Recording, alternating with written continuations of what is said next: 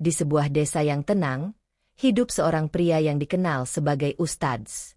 Di balik jubah putihnya dan lisannya yang fasih mengutip ayat-ayat suci, ia menjadi panutan masyarakat. Wajahnya sering menghiasi majelis-majelis taklim, khutbah Jumat, hingga acara keluarga. Tak ada yang meragukan ketakwaannya.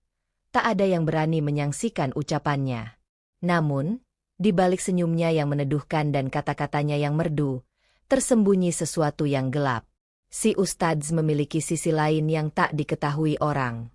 Ia menyimpan keinginan terlarang, yang perlahan tumbuh menjadi obsesi.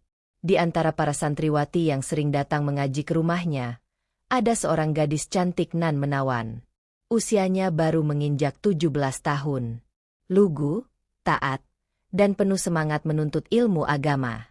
Gadis tersebut datang setiap sore, membaca Al-Quran dengan suara merdu, penuh adab, dan sopan santun. Awalnya, si Ustadz memperlakukannya seperti murid lainnya. Tapi waktu berjalan, dan benih syahwat mulai tumbuh di hatinya. Ia mulai memperhatikan gadis tersebut dengan cara yang berbeda. Bukan lagi sebagai guru kepada murid, tapi sebagai laki-laki yang haus akan sesuatu yang tak halal baginya. Si gadis tak tahu bahwa ustaz yang dihormatinya tengah menjeratnya dalam permainan halus. Ia mulai diberi pujian, perhatian khusus, bahkan hadiah kecil. Semua dibungkus dengan nasihat keagamaan agar terlihat suci.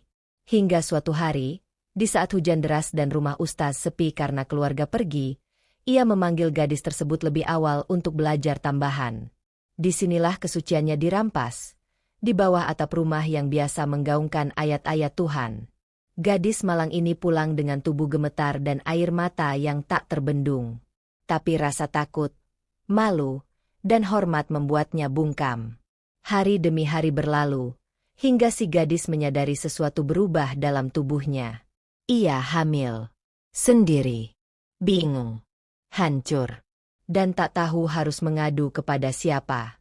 Ketika akhirnya ia memberanikan diri menghubungi sang ustaz, ia berharap pertanggungjawaban atau setidaknya perlindungan. Namun, yang datang adalah petaka.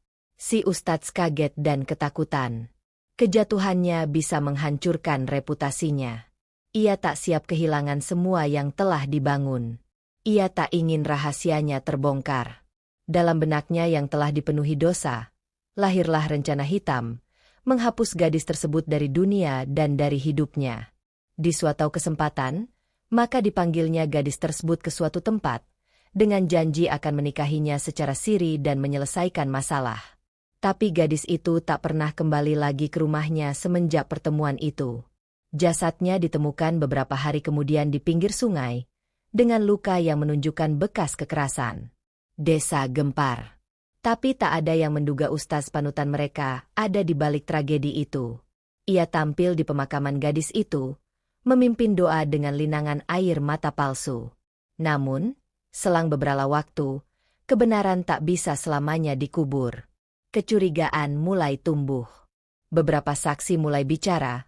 CCTV dari sebuah toko memperlihatkan pertemuan terakhir gadis tersebut. Barang-barang milik korban ditemukan di tempat yang mengarah ke rumah ustaz. Akhirnya, polisi menangkap ustaz tersebut. Seluruh desa seperti tertimpa gempa. Orang yang selama ini dielu-elukan sebagai wakil Tuhan di bumi ternyata menyimpan iblis di dalam dirinya. Dalam persidangan, ia terbukti bersalah atas pemerkosaan, pembunuhan, dan manipulasi bukti.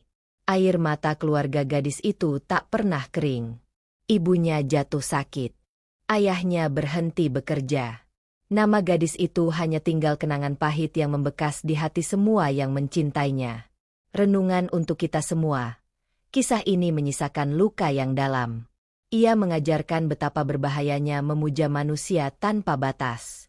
Jubah putih tak selalu suci. Gelar religius tak menjamin hati yang bersih. Kekuasaan yang dikemas dalam agama, jika tanpa pengawasan, bisa menjadi senjata paling mematikan. Umat manusia sering terbuai pada simbol dan wajah yang mereka anggap suci. Tapi sesungguhnya, yang paling suci adalah akal dan nurani yang jujur. Gadis itu menjadi korban bukan hanya dari seorang pelaku, tapi dari sistem sosial yang membungkam perempuan, yang memuja pemuka agama tanpa kritik, yang lebih takut pada aib daripada pada keadilan. Cerita ini mungkin hanya sebatas cerita biasa, tapi kisah serupa telah terjadi dalam kenyataan, di berbagai tempat, dengan berbagai tokoh. Saatnya kita membuka mata. Kejahatan bisa berselimutkan doa. Kezaliman bisa berwujud nasihat manis. Dan kadang, iblis mengenakan jubah putih dan memegang kitab suci.